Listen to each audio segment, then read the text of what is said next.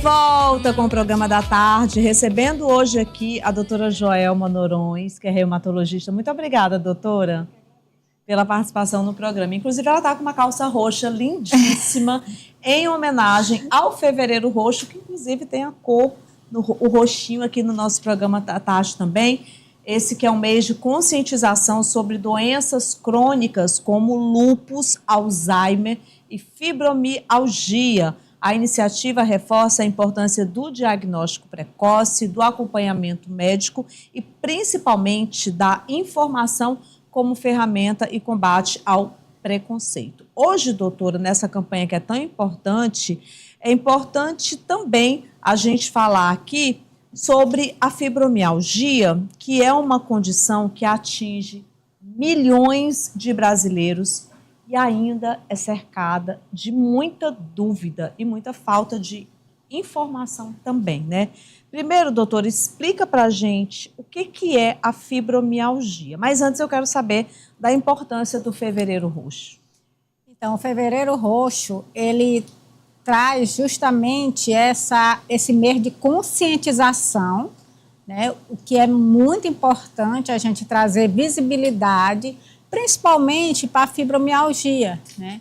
Que é uma doença que, às vezes, ela fica naquela esfera meio que invisível, não tem um exame específico, são vários sintomas, né? Às vezes não aparece uma deformidade física ou articular ou cutânea, né? Como aparece no lúpus, né?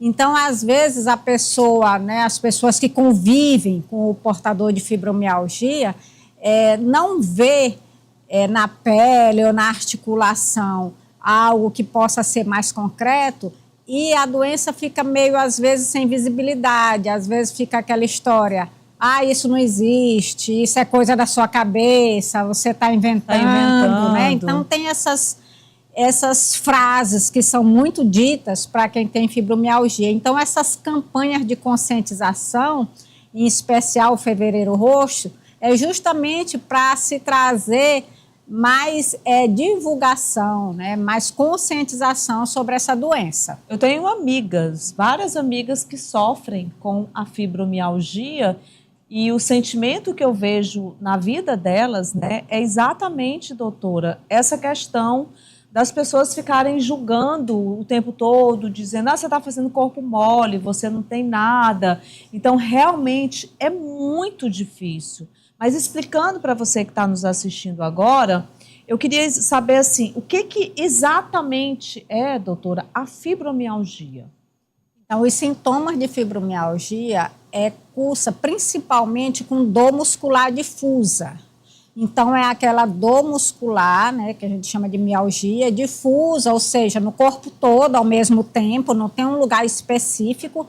Isso geralmente são sintomas crônicos, vários meses sentindo, e ela cursa também com distúrbio de sono, as pessoas dormem muito mal, ou mesmo quando dorme, está sempre cansada, com aquela sensação que não dormiu, que não conseguiu repousar o corpo, né? A gente ouve muito essa frase, eu acordo muito cansada, eu acordo, parece que levei uma surra, né? Com o corpo todo doendo. E a fibromialgia, ela cursa muito com fadiga, né? A fadiga crônica. Não é aquela fadiga uma vez ou outra porque você está cansado ou porque você trabalhou muito. É aquela sensação de fadiga o tempo todo. Então, esses sintomas, eles impactam muito na qualidade de vida da pessoa, né? Então, assim, a parte familiar fica muito comprometida, porque a pessoa não tem disposição, está sempre com dor. A parte profissional fica muito comprometida também. E até as relações interpessoais, porque aí a pessoa vai estar, às vezes, indisponível, ou só falando que tem dor, que está cansada, hoje eu não vou, hoje eu não posso.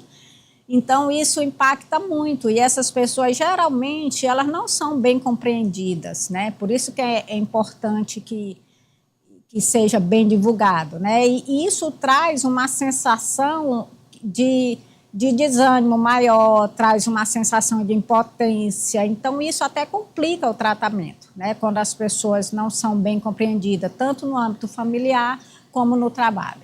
Ela é uma doença, doutora, inflamatória ou é uma doença autoimune? Por exemplo, o lúpus é autoimune, né? Exato. O Alzheimer Mais degenerativa. né?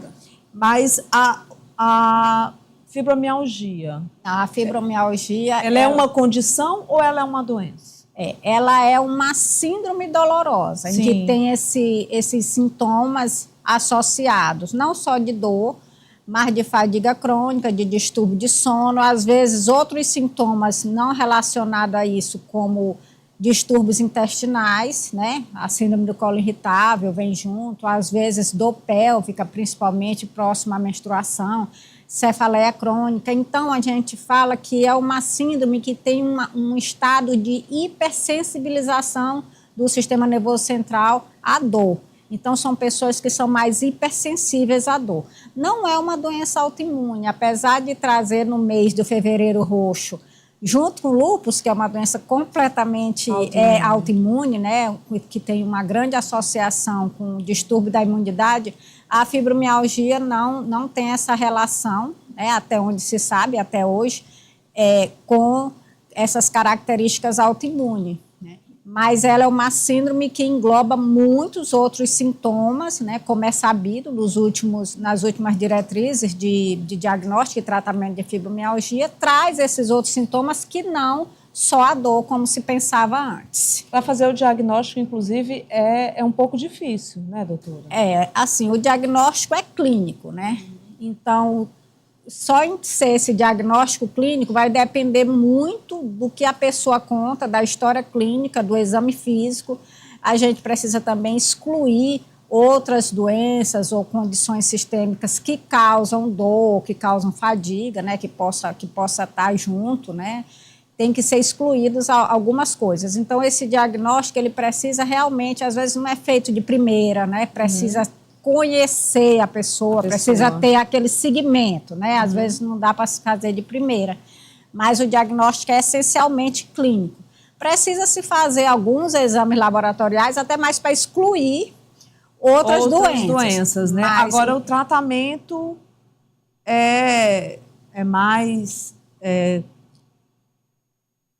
terapias? Como é que funciona o tratamento? O tratamento de fibromialgia, ele tem duas linhas, né? Tem a parte medicamentosa, que aí vai depender, não tem um tratamento X, é para todo mundo, né? Vai depender do que a pessoa está sentindo, mas aí vai precisar estabilizar sono,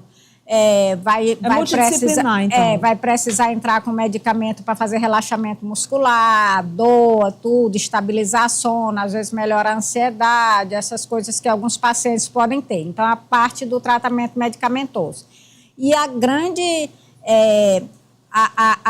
o mais importante, a primeira linha de tratamento de fibromialgia é a parte física, né? Então, assim, é o trabalho de condicionamento físico, exercícios físicos, a parte não medicamentosa. Aí entra a psicoterapia, entra essa parte também de fisioterapia. Toda essa parte não medicamentosa é a primeira linha de tratamento, que é feito coadjuvante com alguns medicamentos, dependendo do que o paciente está precisando naquele momento.